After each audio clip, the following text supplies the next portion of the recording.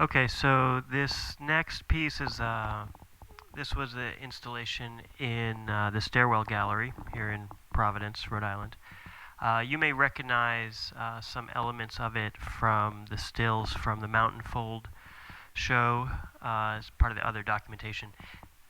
Basically, we've got two components, really three. There's a cardboard exterior, which in the Mountain Fold show was really a wall, and this is a sort of fractal drawing reminiscent of trees, but not really actual. These sort of small pinpoint lights, which are actually UV LEDs. They'll be a little bit more purple in reality. And then this center mobile, which you can see through a hole in the trees. And that's often titled a mud moon or mud eye. Let's talk about the lights first. What you see are these sort of pinpoint lights, and they are actually controlled by the same program which is running the color fades on the light painting on the earlier video. So what you have is these kind of gentle organic motions. They don't blink, they sort of fade in and out like fireflies would.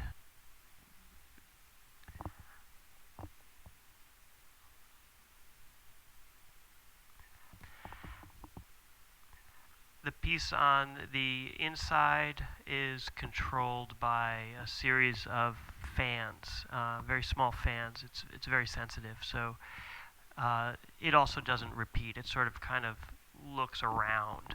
The effect is much more like a kind of natural living object, hopefully.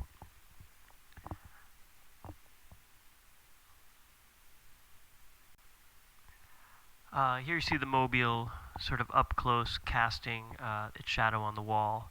And it really is composed of only 3 lights which combine to form the colors you see.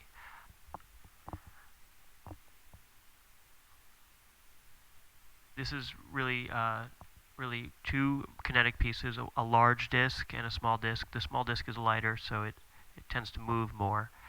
And between these 3 elements, the general motion of the mobile and the shadow casting smaller disc, you have a very complex series of motions which are akin to the ones that control the small pinpoint lights and are in their way. It's a fractal motion, which means that it doesn't really repeat, but it has self-similar attributes. This is kind of like looking into a fire or maybe looking at a fountain.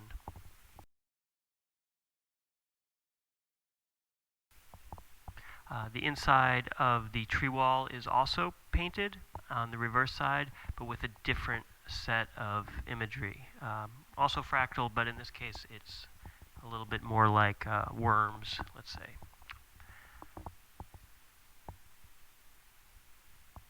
We're looking through a hole in the side wall. This piece was designed to be sort of viewed that way, like you might see a will-o'-the-wisp in the woods. So it requires a certain amount of interaction from the audience. If you take a look at the center red area of the disc, there's a tertiary motion which is subtle but nevertheless important because it responds to the fact that your eye only sees a very small area in focus, and if you are as close to the mobile as you need to be to look through the hole, the disc itself takes up pretty much the space that your eye is actually in focus, which is a really small percentage of your visual field. When that happens, the disc itself and the black area inside the red starts to look as if it's the darkest spot in the room. So I'm gonna let you go and you can watch this again without my voiceover. Hopefully it'll be a more enjoyable experience. And thank you very much.